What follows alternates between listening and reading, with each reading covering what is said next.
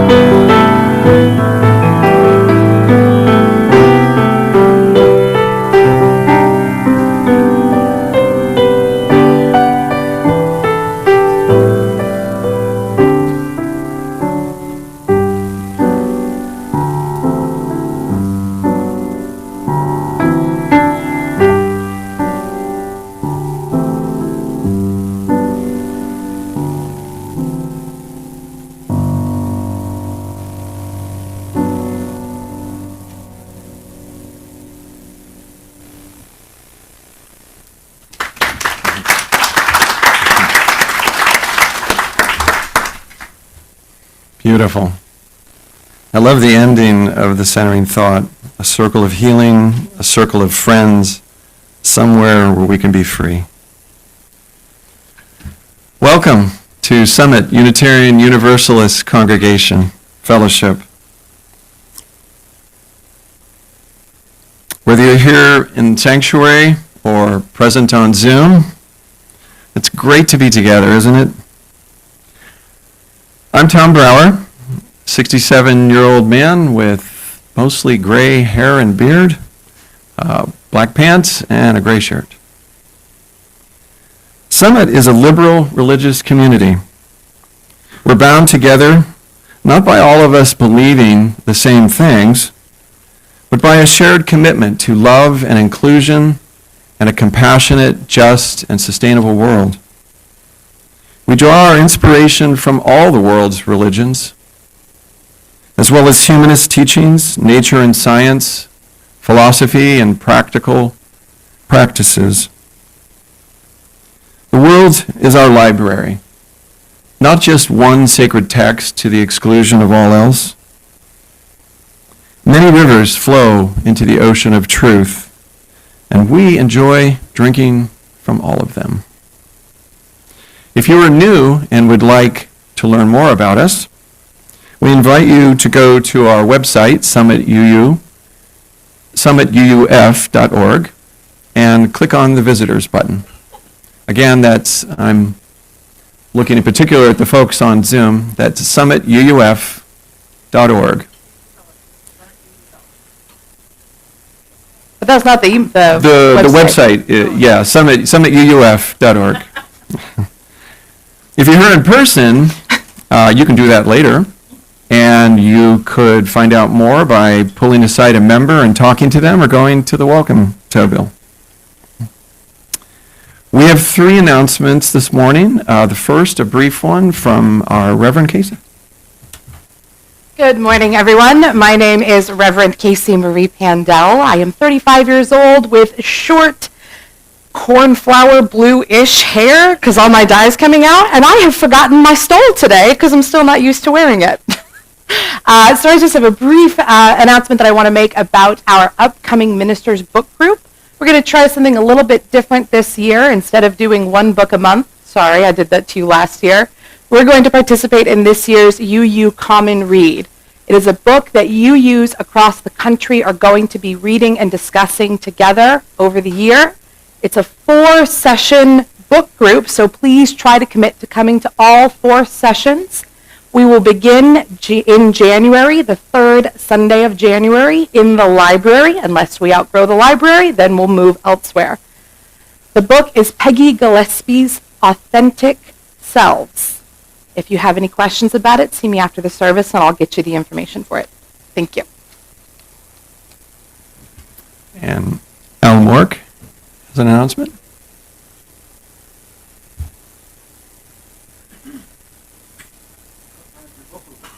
At noon. Sunday, the 3rd Sunday of the month at noon. Thank you, Al.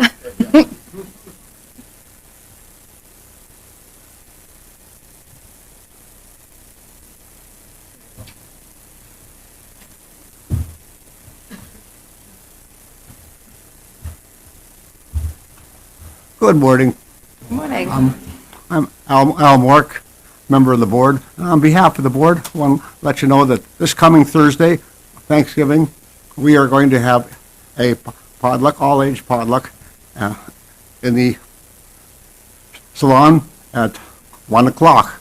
And bring what you want. There's a list outside of that's on the greeters table of what's been people have signed up for, and we have about 20 people right now, so some stuff we'll need possibly need a little more of, and but other than that, I think looks like it's going to be a nice mixture, and so we hope to see you there. So, okay, thanks.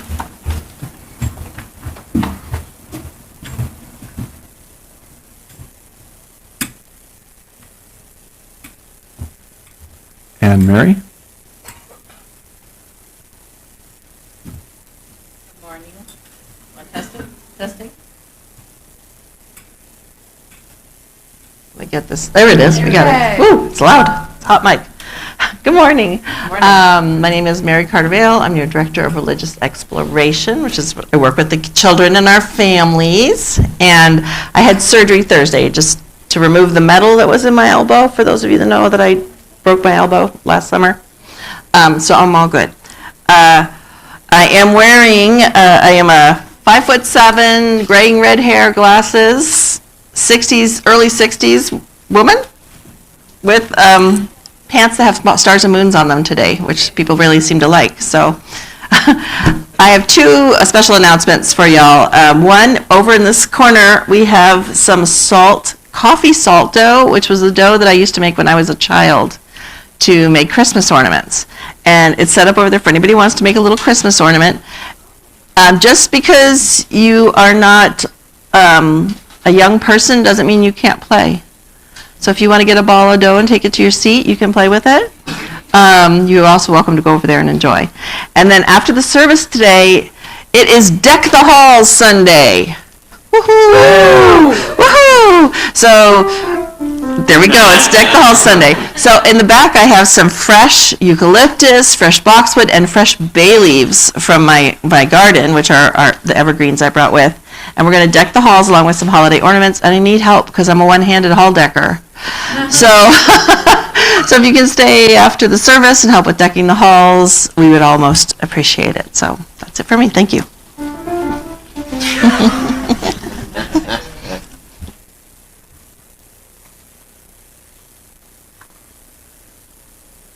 Our religious principles compel us to acknowledge that our fellowship resides on unceded Kumeyaay land, and that for more than 10,000 years, this land has been and continues to be their home. We recognize the violent history of the colonization of California and honor the legacy of the continuing presence of the Kumeyaay Nation. The flaming chalice was first used as a symbol by Unitarians during World War II to represent the core values of sacrifice and love in the face of adversity.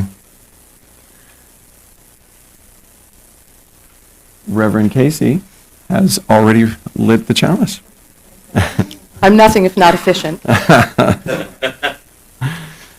Welcome to this space, this sanctuary of peace, where we come to not only create our best selves, but to also do the work of creating a beloved community.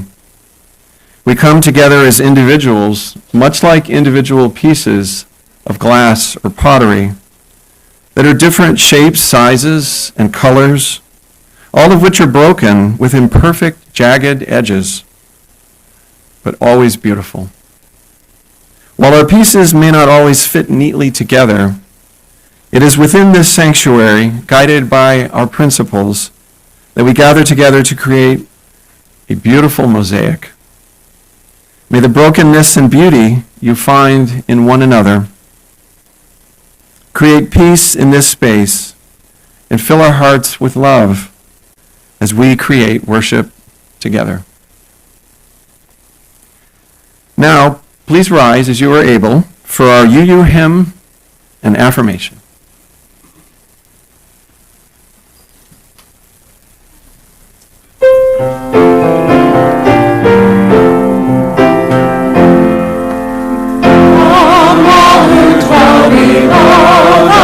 Skies, let faith and hope with love arise. Let beauty, truth, and good be sung through every land by every tongue. De todos el gran sol, sobre la esperanza de amor.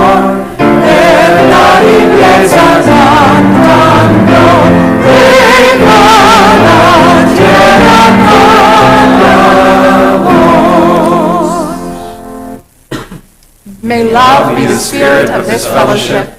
May the quest for truth be its sacrament, and service be its prayer. To dwell together in peace, to seek knowledge in freedom, and to help one another in fellowship. This is our aspiration. Please remain standing. Oh, not fast enough. As we recite responsive reading number 727, that's in the gray hymnal.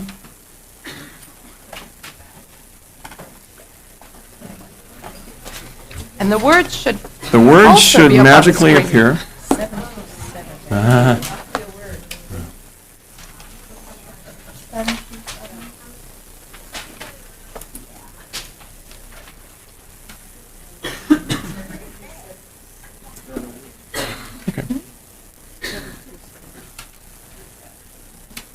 There are no It's- words. So You'll beloved. you'll find the readings toward the back of the hymnal. Is it 577? 727. 727. 727. 727.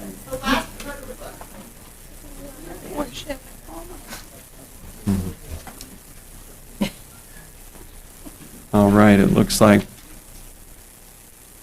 All right, everyone ready? Your part is the italicized part.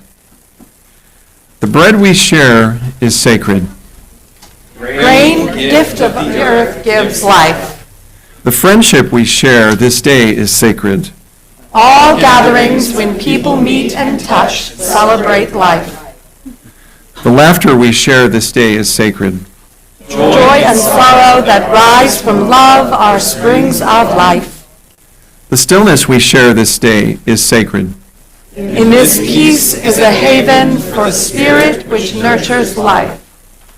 For bread, for friends, for joy and sorrow, for the for the comfort of quietness, let us ever be grateful and caring. Remain standing, please. This is a long one. Hymn number 128, For All That Is Our Life. Music director Duncan Matthew will cantor.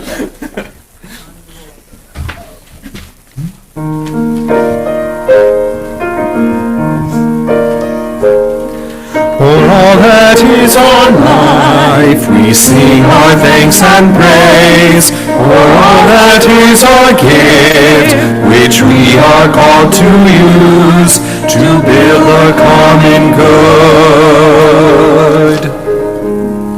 and make our own days glad.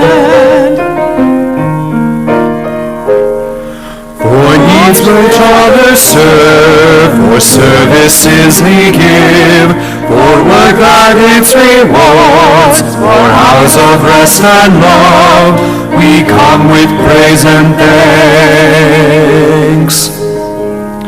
For all that is our life, for sorrow we must bear, for failures, pain, and loss, for each new thing we learn, for fearful hours that pass, we come with praise and thanks. For all that is our life, for all that is our life, we sing our thanks and praise.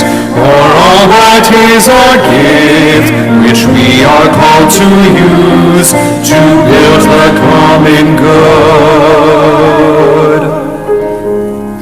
and make our own days glad.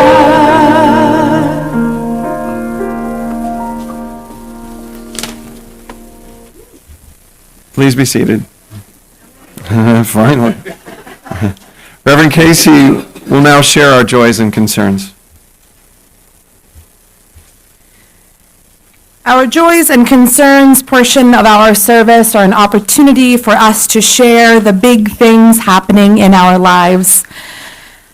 Joys and concerns are welcome to be emailed or texted to me or our worship chair, Stacy Sasaki, throughout the week. And of course, whether spoken or unspoken, everyone is more than welcome and invited to light a candle of joy or concern during our service. To begin, we have a concern from Vicki Cottle for her 7-year-old grandson, Ellis. Ellis is in a Dallas, Texas Children's Hospital recovering from a double valve replacement in his heart. Ellis has successfully come through surgery this past Tuesday, but is struggling with very high heart rate and blood pressure and is working on getting an infection under control. Vicki, we keep you and Ellis in our hearts, and Ellis, we send you so much healing and grace. Please keep Ellis in your thoughts and prayers this week. And our member Eleanor shares a joy that her oldest brother received a pacemaker this week, and all has gone well. So we keep your brother in our hearts as he recovers from pacemaker surgery.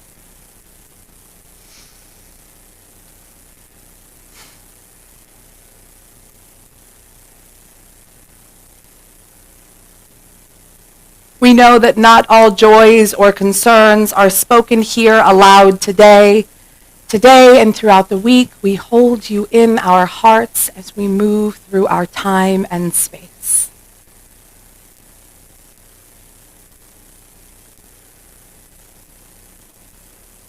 And I would like to invite our Director of Religious Exploration, Mary Carter Vale. I got something we talked about. You can go ahead and say it. That's fine. I've forgotten. It's my own fault. I remember Erin was asked by me if she's having some medical issues, and she would like help. Good thoughts and prayers and all of our good energy. Yeah, she goes through this. So. For our people at home on Zoom who can't hear, could you repeat? Yes, thank you for the reminder, Al, because I didn't write it down, and this is why I don't work without a script. I remember Erin has had some medical tests and some things going on this week. So Erin is asking for love and energy and healing thoughts. Erin, I'm sorry I forgot to add you. We hold you in our hearts this week and always. All right, good morning. I'm going to talk about bread magic. You all don't have to come up if you don't want to. You seem to be doing your own bread magic. I see that. What am I making? That's a good question. So some of you know this and some of you don't, that I am a trained pastry chef. I actually used to work in the hotel industry. I even served pastries to Julia Child once. That's my claim to fame. It was a wonderful thing, yes. But I want to talk to you about bread. And bread is like one of these magical things that our ancestors figured out. And it's pretty cool when you think about it. Did you know there's 3 different ways of leavening your bread, of making it rise? One is chemical. So chemical leavening, that sounds kind of gross, doesn't it? But that's what's used, that's baking soda. That's what's used in a muffin or quick bread. And then there's air, like physical leavening, and that is done through lamination, which, I don't want to grab them with my bare hands, but like a croissant, think of croissant, layers. So you're folding that dough over, and you're catching air in there and the butter, and when the butter steams and it hits the oven, the heat hits the butter and it steams and it pushes those layers apart. And then the final way is yeast. And that's what I want to talk to you about today. Because one of our ancestors, or many of our ancestors, figured out that there were wild yeast floating around the sky. There's wild yeast in here right now. You can't see it, but it's in here. It's wild. It's roaming. And that is what a lot of us will capture for sourdough. We use wild yeast. And I have a sourdough that Dave gave me. Where's Dave? That is, I don't know how old it is, but it's the 4R sourdough. I was reading on King Arthur's page, they have sourdough that they sell there, the dried sourdough that's over 250 years old. So, yeah, from early colonial America. So it's amazing how, so these yeast, they have a very short life cycle, but a yeast is a single-celled fungus, and it's most commonly known for its role in baking. And what it does is it converts sugar into carbon dioxide and alcohol through fermentation. So not only do we owe yeast gratitude for our bread, but also for our adult beverages. So I want to show you, I was going to bring my sourdough, but I left it at home, unfortunately. But I have some warm water here. And I'm going to put a packet of yeast in, and we're going to let it bubble. And you can watch it while Casey's sermons and see what happens. This is just a packet of your basic active dry yeast. Can you make it so we can see it better? There we go. Sorry, Tom. There's a packet of Didn't have to wait to yeast. see it. And then we have to feed it with sugar. Let me give it a little sugar. I'm going to get a little extra sugar, make it extra sweet. And we're going to let this sit here. And I want you to watch it. These are hydrating. And so the organisms are going to come alive, and they're going to munch on that sugar and start to bubble. You can already smell it, yeah. So you can watch for the bubbles. Now, when this bubbles here, the air is just going to evaporate out. The reason bread works is because of another wonderful protein called gluten, which is found in flour. And you can do non-gluten bread as well, but you need some sort of structure to hold the gas that the yeast puts off. So the yeast eats the sugar, and my dad used to use a different term for this, which I probably couldn't use. He knows, he's watching. The yeast off gases. And those little bubbles get caught in the structure of the gluten. And that's what makes the bubbles in bread. So that nice big bubble in the pizza, that big hole, that was filled with yeast gas before you ate it. So that is the magic in bread, the magic of leavening, and deep gratitude for our ancestors who figured this out. That's pretty wild to know that this was figured out hundreds, maybe thousands of years ago, and has been passed down. And it's very simple. We understand the science now, but at first it probably looked like magic. So, thank you. Enjoy. And the kids are staying here. We're not heading off. So I know that the children's recessional song is in there, so we can skip that. It was supposed to not be in there. Nope, that was my fault too. No one beat me to it before Tom caught my mistake. Thank you. The Wonder Beast.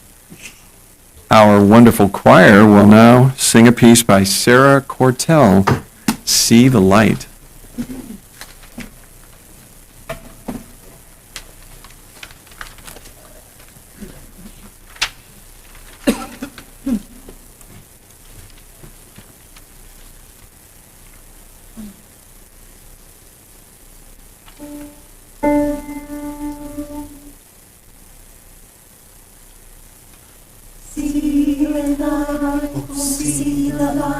See the light, oh see the light. See the light, oh see the light. See the light, oh. When you see the light within yourself and share the light with someone else, you feel the warmth that kindness brings, and see the light in everything. Oh, see the light, see the light. When you hear the song around us all in melody, in big or small, you join the tune that nature sings and hear the song in everything.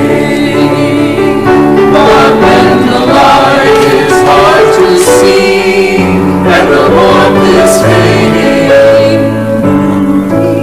is far away, and the song is hushed, you can always find the light again. You can always come home when you hold out your hand. Oh, see the light, see the light, see the light. Oh, you join that tune that nature sings, and hear the song around us all. You feel the warmth that kindness brings, and hear the song in everything. See the light, oh see the light, see the light, oh see the light, see the light, oh see the light, see the light, oh see the light. Oh,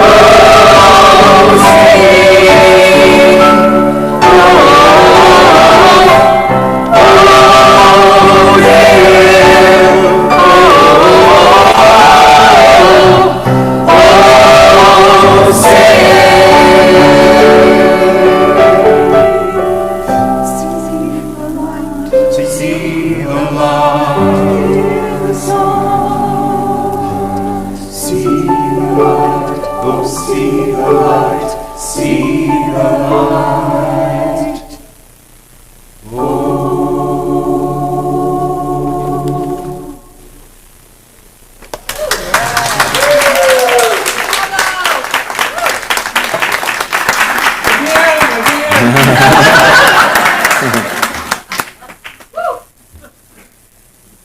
Reverend Casey will now lead us in our first ever bread communion.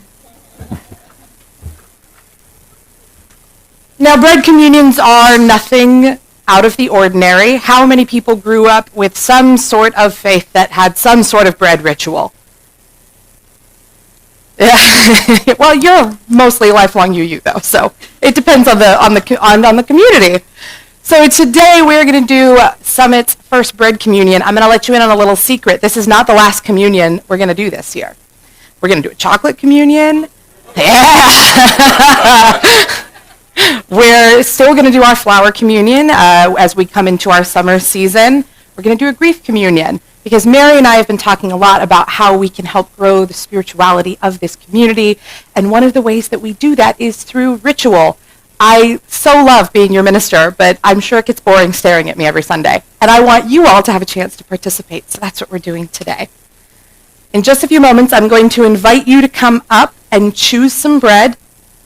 Do not, I repeat, do not eat your bread until I tell you to. I'm not going to give you an extra one. So just for a little bit of a heads up, some of this is homemade, some of this is store-bought. We have a couple of gluten-free muffins if you need something gluten-free. I promise they were the first thing I cut, so there should be no cross-contamination. We have vegan banana bread with walnuts, and we have a little banana bread that has no walnuts. Everything else should be nut-free. Looks like there's some olives and things, so enjoy. Please join me in a time of silent prayer, meditation, or reflection. Spirit of life and love, all that is known and unknown, that divine spark that lives within each one of us and ties us each together to ourselves, to each other, and this world. We are so grateful for the opportunity to be here together on Zoom and in person. For those of you at home, these blessings are on your bread as well as that we have here in the sanctuary. This bread is an opportunity for us to share a moment of community gathering together in a ritual space where we can share our joys, our concerns, our hopes, and our fears. We know that this bread does not change the world, but perhaps it may change us just a little. We thank you, universe, for the chance to be together, and we are so glad to share in this space with one another.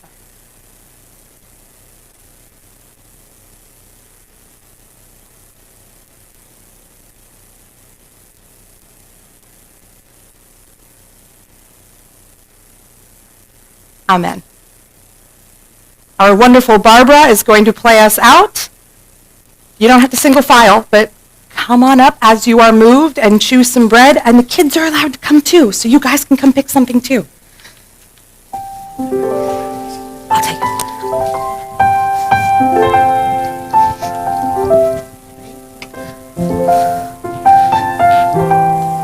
You guys want anything? You guys can go get some too.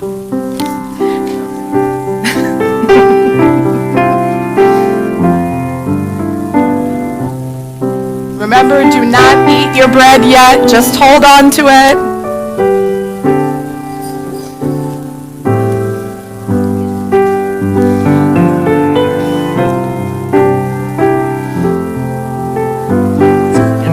I gotta get some of these fresh bread. So is this one. Yeah.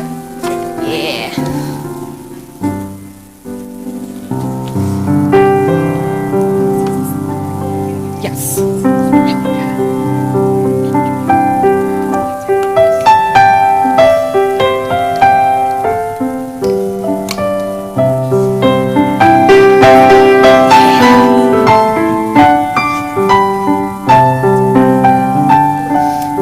Olive oil.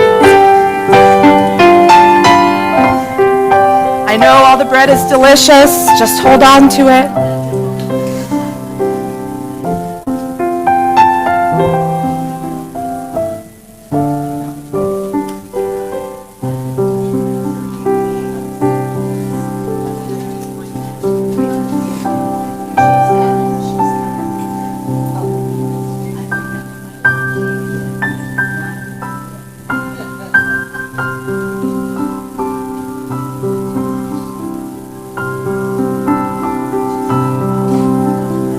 Did you all get one? Perfect.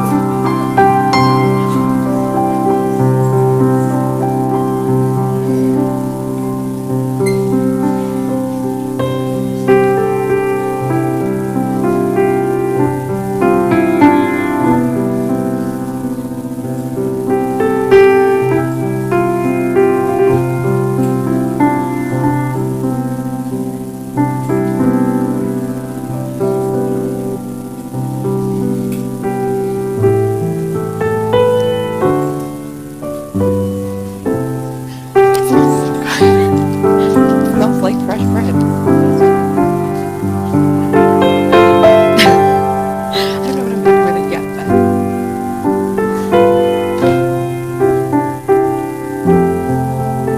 And if you haven't had a chance to come up yet, you're invited to come up. I know some folks are waiting to give people space.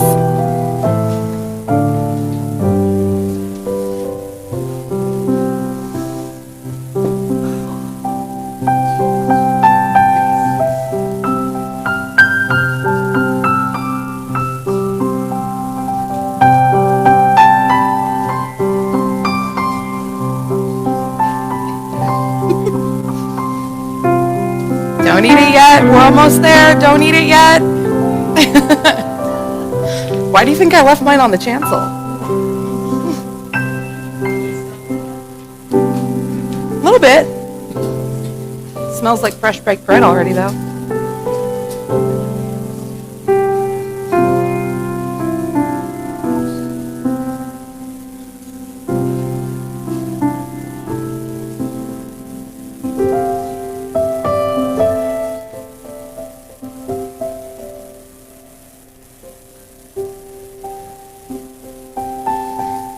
What a good problem to have that we've got so much bread that we'll have extras for you all to take. Does everyone have a piece of bread?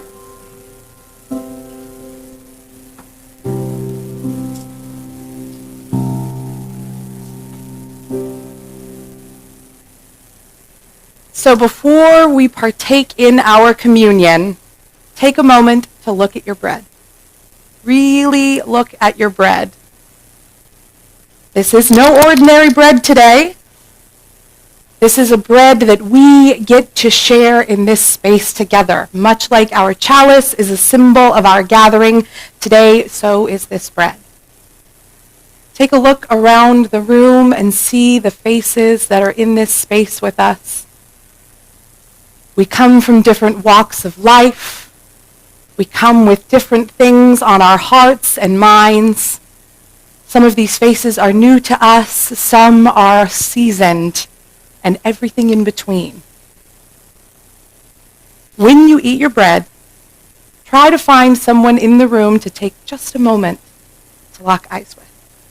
Because this is our communion together. We do everything in this community together. Enjoy.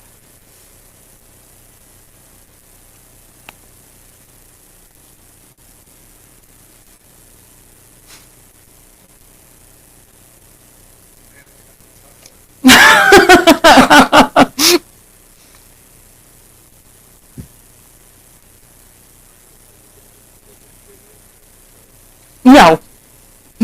I know better than that. I didn't want to wait. Why would I make you guys? You are welcome, if you are moved while I'm speaking, to come and get more.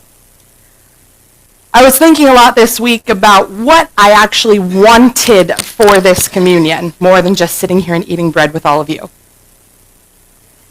So I did a little bit of research on different communions in different faiths, typically Christian faiths. So here's my little short history nerd, theology nerd blurb about what I saw about bread communions. Some communities use leavened bread, which is risen bread, to symbolize the risen Christ. Some communities use unleavened bread to represent a sinless Christ.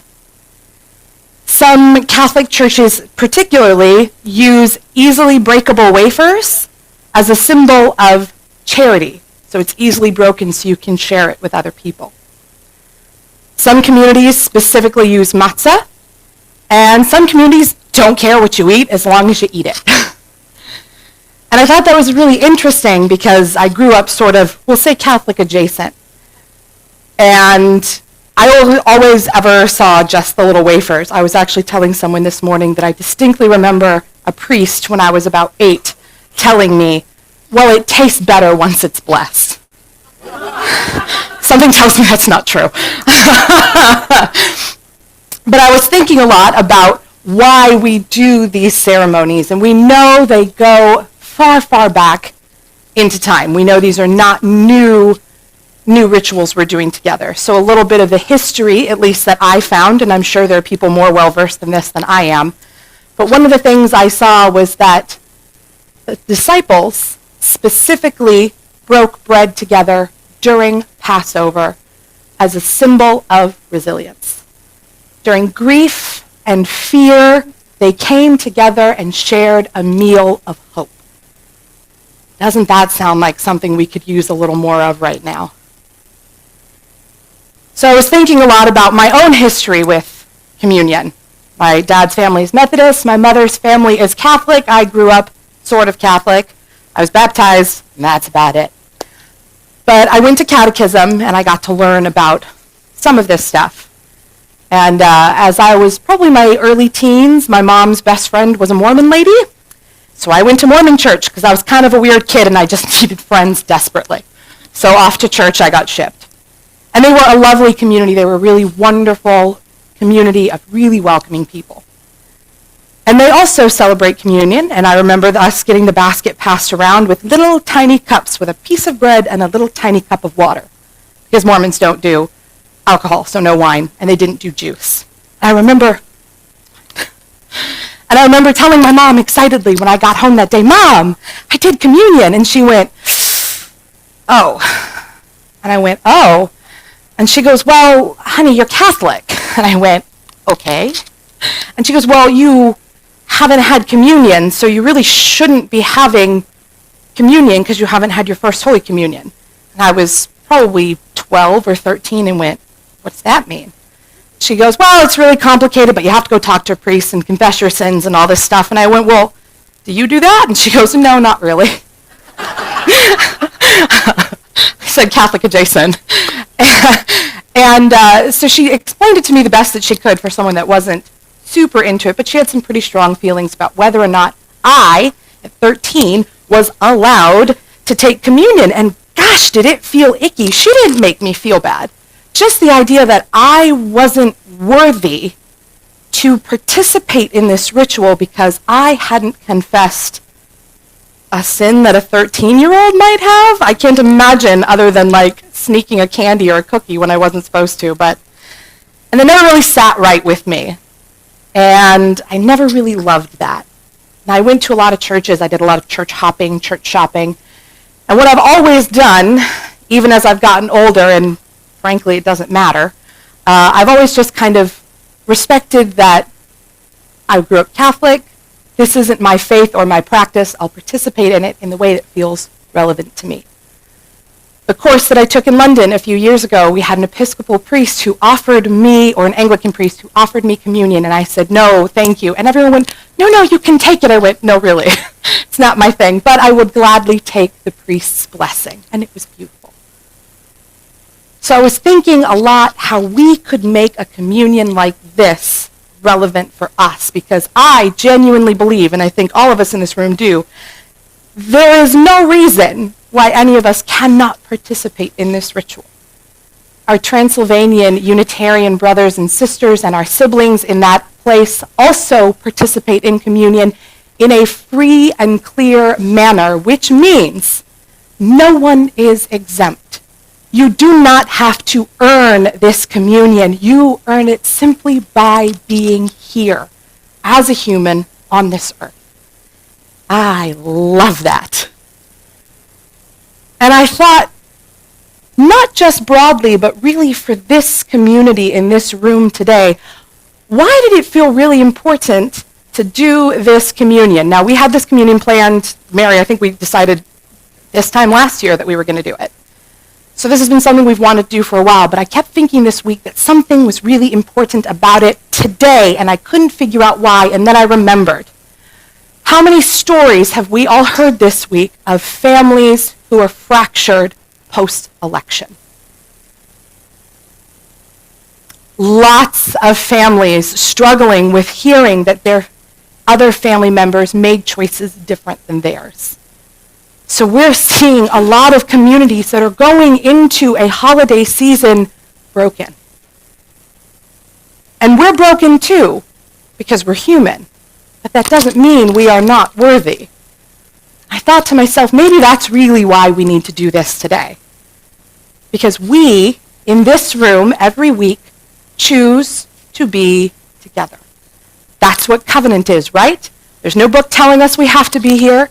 There's no one compelling us to. No one saying you have to go to church on Sunday or you're grounded for the rest of the week. We are here because we want to be here. We find joy and hope and resilience in the faces of each other in this room.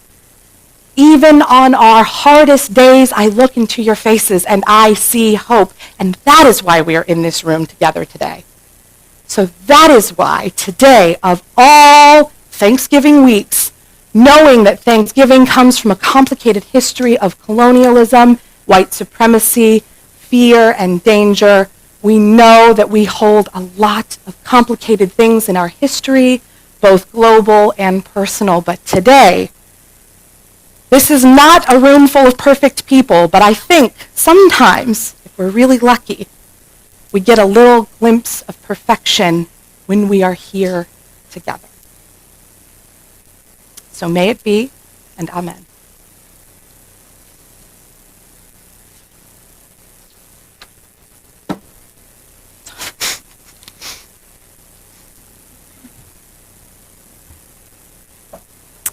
We will now receive the offering.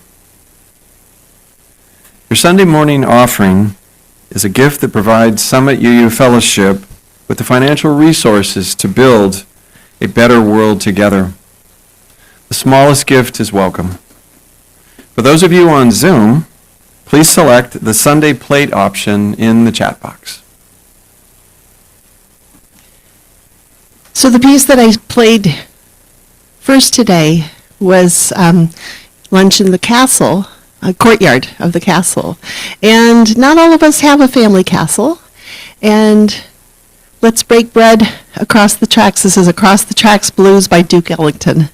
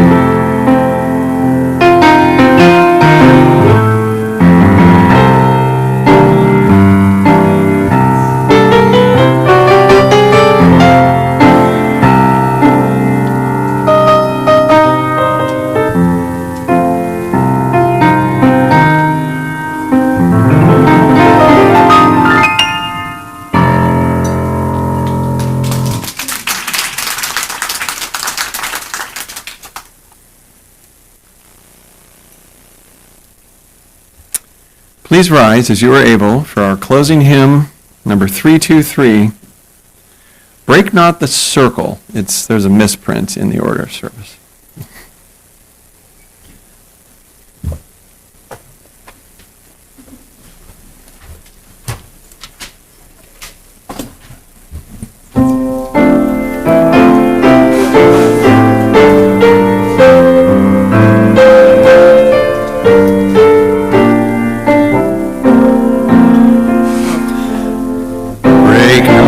The circle of enabling love, where people grow forgiven and forgiving. Break not the circle, make it wider still, till it includes, embraces all the living. Come wonder at this soul that comes to life, where words of freedom are with humor spoken, and people keep no score of wrong and guilt, but will let human bonds remain unbroken. When the movement of the love that frees, till people of whatever race or nation will truly be themselves and on their feet, see eye to eye with laughter and elation.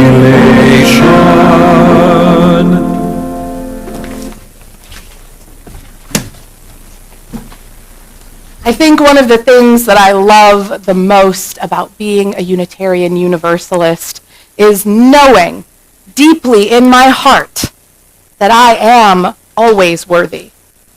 There is nothing so bad or so broken or still learning that makes me unworthy. No one can take that away from me or any of us. We are all divine beings on this earth, whether you believe in a higher power or an afterlife. We are all worthy just because we're here. And to me, that is revolutionary. And how wonderful to get to be in this room every week with people who know that they are worthy too.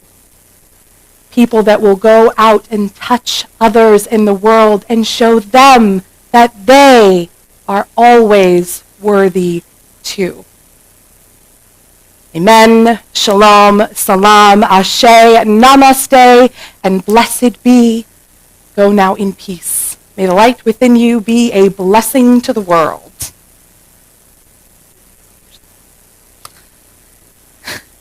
We're changing things up in the worship team.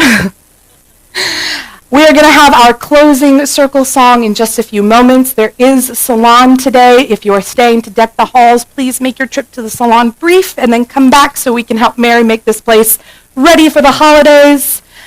This is the beginning of what can be a long holiday season. May it be gentle. May it be gentle. It may not always be happy, but may it be gentle. We extinguish our flame, but not the light of truth, the warmth of community, or the fire of commitment. These we carry with us in our hearts until we are together again.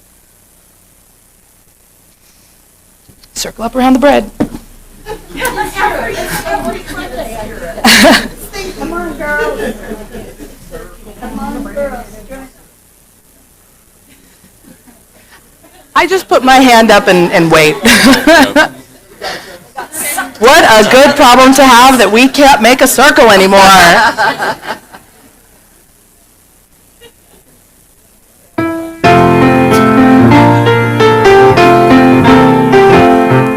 Together, hand in hand, in fellowship we stand. Before we go, we'll share the flow of standing hand in hand. Together, hand in hand, in fellowship we stand. Through laughter, tears, through hopes and fears, together we shall stand.